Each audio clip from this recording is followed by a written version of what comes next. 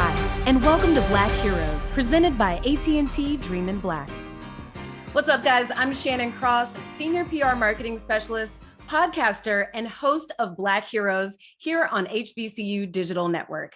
Today, the Black hero I have with me is Khalid David. He is the CEO and founder of TracFlo, and welcome to the show. Thanks so much for being here.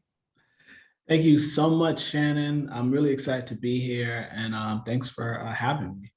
Absolutely, absolutely. Now, before we get into your company, TracFlo, I got to know, which HBCU did you go to? I went to the illustrious Morehouse College on the Red Clay Hills in Georgia. Okay. And around here, we say, which HBCU did you graduate from? Because some people went, but they didn't graduate. Right. I did graduate, so I'm grateful for the journey. Look, what was that experience like? Talk about that. It was a safe space for Black men. It was an important part of my coming of age story. I love my background is I'm first gen American and first gen college student. My folks are from Caribbean. I think Morehouse really not only gave me a historical context of what it meant to be Black in America, but allowed me to be a part of a community that really just transcended kind of my part in it.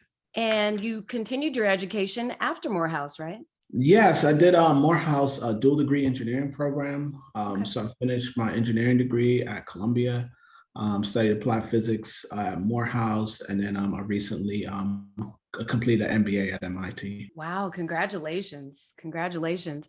One of the interesting things that I read about you is that you literally come from a construction family, more specifically carpentry. Talk about that. That's so interesting. So yeah, I grew up in a family of tradesmen. If anyone's from New York, there's like this kind of this running joke that a lot of Caribbean folks, like the guys are in construction and like the women are all like nurses or whatever. So I was definitely from one of those families. Just grew up around the trades, dad, uncles, just so I had chores like learning how to install cabinets and build tables and stuff like that. So, oh man, I could use you around the house. I just moved, so that's awesome. So did you always know that you wanted to get into construction, even though it was a part of your family? Not really, but kind of. I was always really into like design. I was one of those kind of dudes that like watched HGTV going up and my boys would clown me about it. I definitely had a passion for creating spaces that, I definitely was always intrigued in that. I thought I wanted to be an architect, but I realized I wasn't much of a designer. I was more of a bit of a techie. So I ended up becoming a civil engineer and then eventually ended up in the construction industry. That's so cool. So you literally put a little bit of everything in there. You sprinkled a little design, little tech, little architecture. I like that. So how was TracFlo born? Oh man, that's a long story.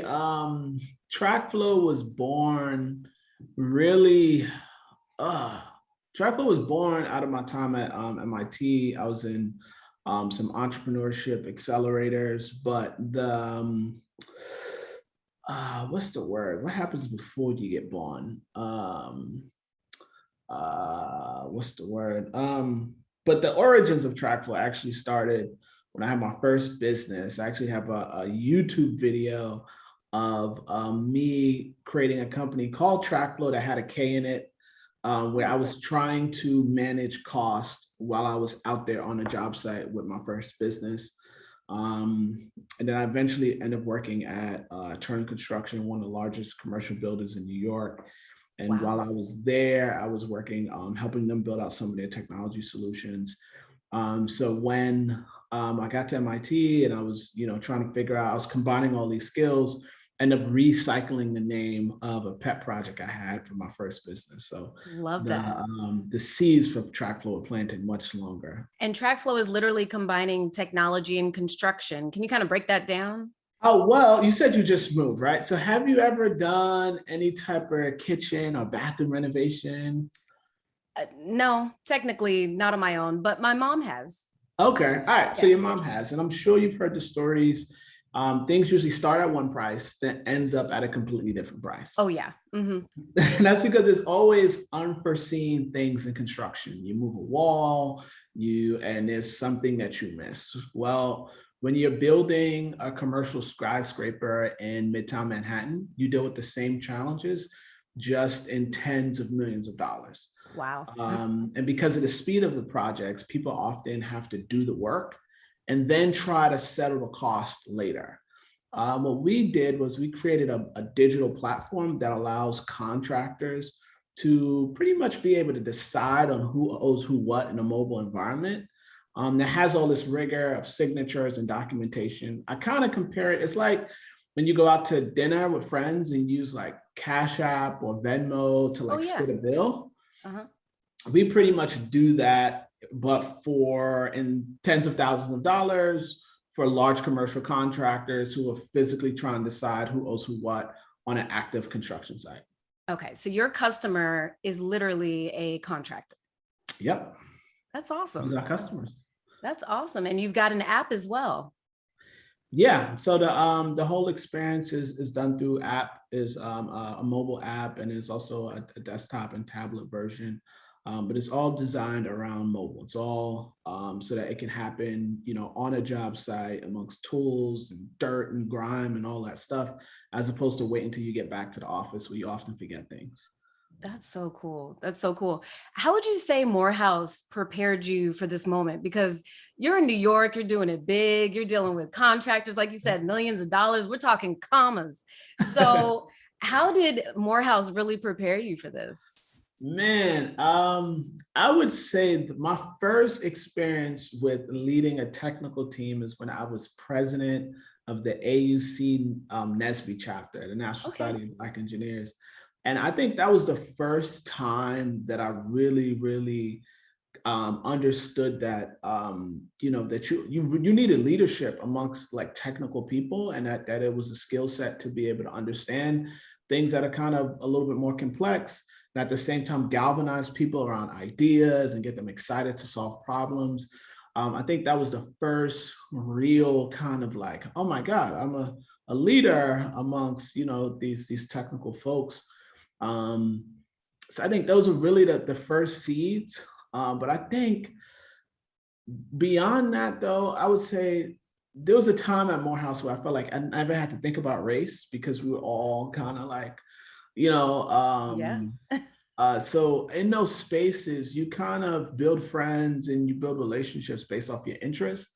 And I got to be like a techie, geeky, kind of like, this is what I do. And when I was president of NSBE, like I joke, I said I was king of the nerds. And I got to be that guy, and I got to see, oh, we're important and we're necessary. And it's funny, I talked to friends that knew me since back then. It was like, bro, you've been on this. Yeah. I'm leading the engineering group. I'm leading the techie group. So it was one of those first kind of safe spaces where I got to explore what it means to be a tech leader.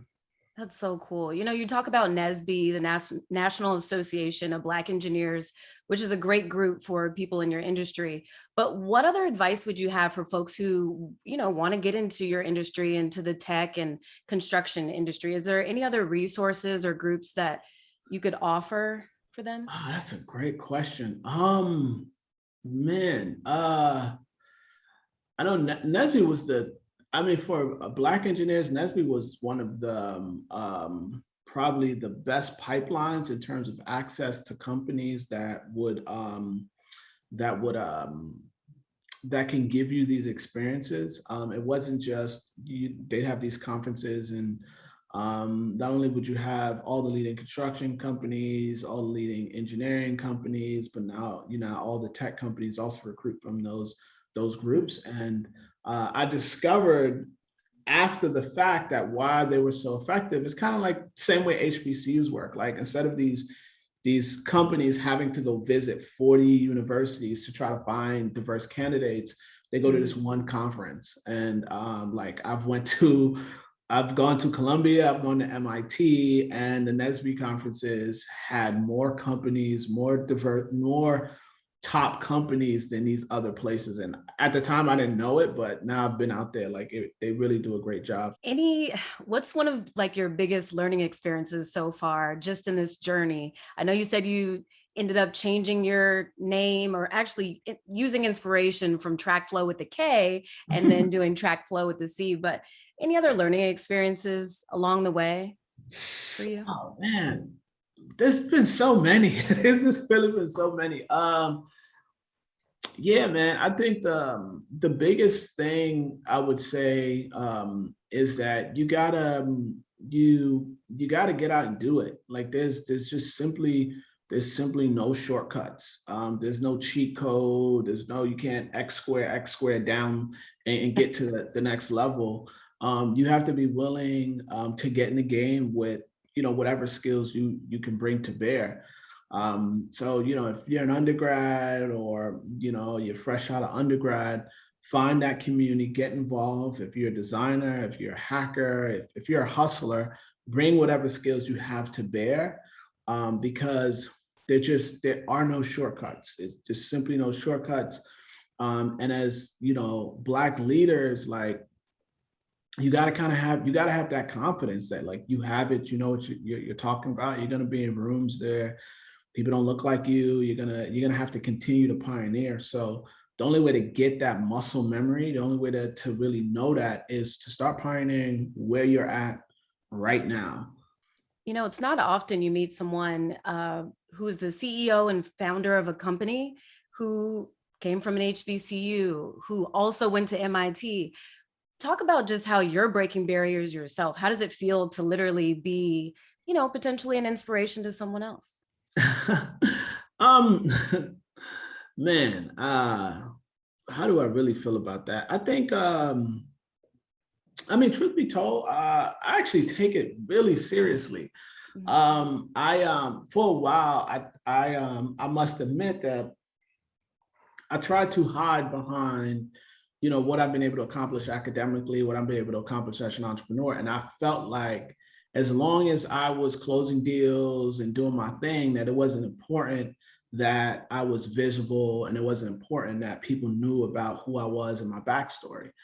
And I had a rude awakening. I realized that you can have all the accolades and you could go to these places, but things like fundraising is still going to be a challenge. Things like people taking you seriously are going to still be a challenge. And I realized it was important that I put my story out there. It was important that the next generations of leaders, that they saw me.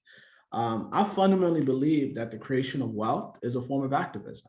That every time, but taking TracFlo from an idea to a public company, in some way pushes back against the racial wealth gap.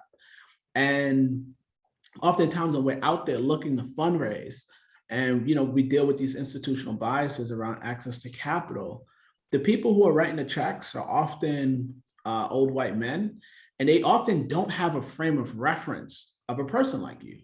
They don't have that Black leader they went to school with who made it big in tech, or a cousin or something who done well where they can put their capital.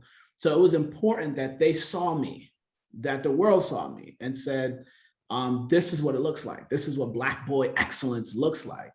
And I just got to the point where I was like, I gotta put it in their face, not just for me and what we're building at TracFlo, but there's a young lady, who's in school right now, and she's going to launch her firm 2 years after undergrad, and they need to have a frame of reference, and they need to say, you know what, she reminds me of a younger version of Khalid David. And that work is necessary, and it's something that we can't skip. And I've accepted that. When it really came down to it, I realized that being vocal and being present, it really has value. And I started to attract investors who wanted leaders like me to succeed. And when I was quiet about it, I was wondering why, these guys wasn't really buying. But then when I really got vocal, I started attracting a lot more Black investors, to be truth be told. But there's a whole network of Black wealth that's ready to invest in the next generation. But they want to make sure that they're investing in leaders that can carry the mantle. So my hope is that if I'm simultaneously, working for the culture and at the same time finding success, that the next generation of leaders say, ooh, I want to be that kind of successful. What's next for you and TracFlo? Well, glad you asked. So we recently closed our Republic Equity crowdfunding campaign. So we were able to raise money from the general public, raise around 400 grand. And it was exciting because we broke the rules on traditional investments, and we didn't go to VCs, and we said, the public can support us. And part of that is pretty much part of our plan is to expand up and down the Eastern Seaboard. I call it the Excella strategy. So if anyone knows that Excella Amtrak train, yep, from Boston to DC, if there's a city on it, TracFlo will be there. Okay. We actually recently became a certified minority business enterprise, which positioned us in a good position for a lot of government contracts. And we're certified in New York. We recently got certified in Philadelphia. So we want to be in Philly, Baltimore, DC, Boston, Stanford, New Haven, any city on that stop. So if you're hearing this and you hear about us, let me know, because we're pulling up in a city near you, and we want you guys to show us some love, and make sure that this TracFlo thing, that we're taking over the East Coast a little bit. That's what's up, the takeover. Well, good luck with that. How can people support you and find you, follow you, all of that? Well, I'm on Instagram at KD Pegasus, but my most popular thing is LinkedIn. It's just Khalid David, Khalid David. Follow me on LinkedIn. We're a little popular on LinkedIn. We've captured the conversation around industry, people, culture. Yeah. And we're doing really well on that platform. So I think that's the best. You could also follow TracFlo on Instagram, but LinkedIn is the best place to find me and keep updated with all the stuff that we have going on. I love that. Yeah, LinkedIn's that new. So definitely follow. You gotta lead, man. I was like, I've never really been a good writer. So I was trying to get on Twitter. I was like, I've struggled with words my entire life. So this is not going to work. Yeah. LinkedIn's been showing a lot of love. So if you guys can support there, and we'll keep you updated on the journey. And I share the whole thing. I'm also, I'm a man of faith. I'm a family man. I do believe character I believe character is valuable and you should pay for this character. So you're invested in a whole leader. And I take a lot of pride in that. So yeah, please follow and share. I love that. You're so well-rounded. It must be because you went to the house. Right? That's what it is. So funny thing, right? This dual degree program, right? Is you spend 3 years at a liberal arts school, 2 years at an engineering school, and it's supposed to make you a well-rounded engineer, like technical, but be able to speak at the same time, not like right. So I don't know. Hopefully it's working. We'll see. Well, we love to see it. We love what you're doing for the culture, and keep up the good work. Inspired? You should be. AT&T has continued their commitment to HBCUs with the launch of AT&T Dream in Black Rising Future Makers. Connect with the inaugural class of 25 HBCU students and watch them rise at att.com/dreaminblack.